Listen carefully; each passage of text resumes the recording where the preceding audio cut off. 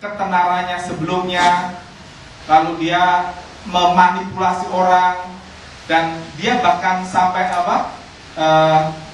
salah satu korban dia dekati sedemikian rupa agar mau menceritakan peristiwa sadis pada malam itu, ya. Dengan dia menjanjikan bahwa dia akan membantu mencarikan pengacara yang bagus, ya. Tetapi masalahnya justru kalau dia dapat pengacara yang bagus dan kasus ini menang, nanti bukunya endingnya nggak bagus, bukunya endingnya jadi rusak, gitu. Nah, dia ketika dia berhasil mendapatkan cerita tentang malam tragis itu, dia mengkhianati orang itu dan dia tidak batal mencarikan pengacara. Dan akhirnya betul orang itu hanya dijatuhi hukuman mati. Dan dia menghasilkan karya yang tadi, yang memang betul-betul luar biasa, betul-betul dipuji-puji oleh kalangan jurnalisme, banyak orang, dan bahkan difilmkan, dan sampai saat ini pun masih dijadikan pembicaraan. Namun karena cara dia di dalam menggali tulisannya itu, dia menempuh segala cara yang kalau kita bilang menghalalkan segala cara, hanya itu menggerogoti jiwanya sendiri. Hanya setelah menulis buku itu, dia tidak pernah sanggup menulis karya yang berikutnya, tidak pernah selesai. Nama saya Richard. Mengapa tertarik pada tulisme menulis? Ada 5 sih. Yang pasti pertama, saya itu suka belajar dan mengajari orang dan mengajar. Jadi karena saya ada banyak ilmu, saya ajari kepada orang biar ilmunya tambah terus. Kedua, ya saya memang suka menulis. Dari kecil suka nulis puisi, terus sekarang bisa mengenal. Ketiga, yang pasti nulis itu menghasilkan uang, penghasilan cukup gede juga. Keempat, saya bisa mengubah hidup orang lain. Orang baca tulisan saya, mereka ada inspirasi, mereka yang mungkin lemah jadi kuat, yang lagi butuh motivasi, jaga motivasi. Terus yang 5, karena saya ingin maksimalkan talenta. Jadi Tuhan kasih saya talenta menulis, ya saya maksimalkan. Nggak cuma nulis renungan aja, saya ke depan kan juga nulis yang untuk sekuler, mungkin untuk koran atau apa. Ya, itu saja dari saya. Nulis karena saya ingin membagikan hidup saya. Saya pikir hidup saya berharga ya, karena saya ketemu dengan Tuhan Yesus. Itu aja. Hal yang saya alami ketika ketemu Tuhan Yesus, yang paling gede saya pengen cerita. Dari dulu saya pengen cerita. Dan yang saya pikirkan saya akan mati. Kalau saya mati, nanti apa yang saya tinggalkan nanti? Ya, saya pikir saya bisa tetap menceritakan tentang Tuhan saya dengan tulisan saya. Gitu. Yang kedua, kenapa saya ingin menulis? Saya ingin tadi ya yang ini panjang sekali. Oh, tidak apa-apa. Saya tertarik pada tulis menulis karena saya ingin membagikan hidup saya supaya menjadi berkat bagi orang lain. Saya hidup dan saya bertemu Tuhan Yesus itu anugerah terbesar yang saya alami, dan semenjak itu saya tidak mau berhenti bercerita tentang Dia. Saya ingin melayani Dia seumur hidup saya, dan ketika saya mati, ada warisan yang masih bisa saya ceritakan kepada generasi sesudah saya. Bersyukur saya ditolong dengan memuridkan. Warisan setelah saya mati bisa diteruskan oleh orang yang saya muridkan. Tapi tulisan saya akan terus berbicara sepanjang masa tentang Tuhan Yesus. Saya memutuskan hidup saya untuk melayani sepenuh waktu, dan karena saya seorang wanita, saya pikir pada akhirnya harus tunduk pada suami, maka saya bercita-cita menjadi istri hamba Tuhan, supaya saya terus bisa melayani dengan efektif. Tetapi Tuhan memimpin saya lain. Saya ditujukan bahwa saya efektif di dalam profesi saya untuk memenangkan jiwa. Dengan profesi saya bisa menulis apapun tentang Tuhan saya, sekalipun itu tidak secara vulgar, hanya berupa nilai-nilai. Saya tertarik dengan tulis-menulis karena saya suka sekali dari kecil menulis tentang apapun yang saya tahu.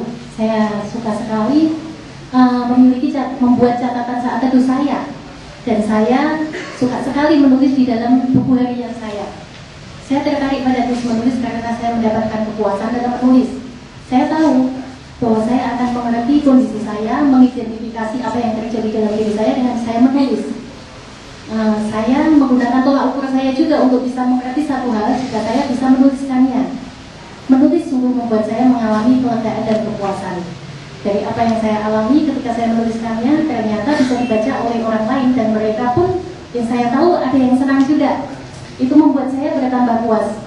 Ketika saya selesai menulis pun saya tahu saya mengalami satu kepuasan dari hasil karya yang saya tulis. Ingin menulis untuk sharing tentang Tuhan Yesus gitu ya. Kalau saya memang saya dari kecil suka menulis gitu ya. Kalau Mas Ari dia punya pengalaman waktu SD dia disuruh mengarang oleh gurunya, lalu dia dapat hadiah meskipun dia sebenarnya tidak suka olahraga tapi dia menulis tentang olahraga lalu mendapat hadiah. Kalau saya mempunyai pengalaman juga waktu kelas 5 SD 5 saya diminta menulis lalu dipuji oleh guru. Padahal saya tidak, waktu itu tentang menulis liburan sekolah. Saya orang Batak ya. Saya tidak liburan ke rumah opung, tapi saya cerita tentang saya libur ke rumah nenek. Dan saya dipuji gitu ya. Itu pertama kali saya dipuji oleh guru atas hasil kerja saya. Gitu. Jadi itu sangat-sangat berkesan buat saya. Lalu sepertinya saya kelas 6 gitu kalau nggak salah, mulai menulis dan dikasih honor oleh media. Waktu itu saya nulis di Intisari dan saya nulis dibayar 1.000 kalau nggak salah. Saya nulis apa saya lupa. Lalu setelah itu saya banyak menulis cerita pendek bentuknya fiksi yang banyak berimajinasi. Kalau zaman dulu saya masih SMP atau SMA itu di zaman dulu ada majalah Anita namanya Anita Cemerlang. Saya banyak menulis di situ. Itu betul-betul karangan. Kadang-kadang saya dengar cerita teman saya karang, saya kirim. Terus menariknya saya dapat uang dari situ. Lalu di majalah itu ada nama saya. Jadi, nah itu kalau pertanyaan itu zaman dulu mengapa tertarik? Karena pertama saya dipuji sama guru karena saya dapat uang, saya bisa traktir teman saya makan bakso, gitu ya. Lalu setelah itu saya bekerja, pernah juga bekerja di Femina pada waktu itu, apa namanya? Itu memang menulis gitu ya sebagai wartawan. Lalu bekerja di tempat yang lain yang menulis tetapi untuk laporan gitu loh. Nah setelah itu saya menulis lagi, memutuskan untuk benar-benar menulis sebagai pekerjaan. Nah, sebagai orang Kristen yang tadi dibilang oleh Mbak Agustina, orang Kristen ini menurut penelitian di Indonesia ini ada 250 mungkin sekarang kurang sekali menulis tentang dirinya sendiri. Dirinya dengan dirinya dengan Tuhan, dan dirinya dengan sesama. Jadi senangnya tuh nulis-nulis yang happy-happy aja, yang kesaksian-kesaksian gitu ya, yang banyak. Tetapi padahal di masyarakat itu kayak apa namanya, kayak misalnya Mbak siapa tadi yang ingin sharing bertemu dengan Tuhan itu sesuatu yang abstrak. Kalau kita menceritakan bertemu dengan Tuhan di kalangan yang bukan Kristen, itu apa artinya? Orang tidak bisa nangkep gitu. Jadi kalau kita menulis sesuatu yang bukan untuk kalangan kita, untuk maksud penginjilan atau maksud kita menceritakan kasih Tuhan, menulislah dengan cara yang umum, tidak dengan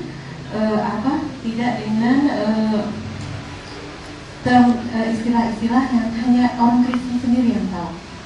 Kayak misalnya yang hanya kita saja gitu yang tahu. Impartasi. Menengking. Lalu talenta ada juga di orang tahu juga talenta ya. Misalnya kita harus mengasihi itu apa?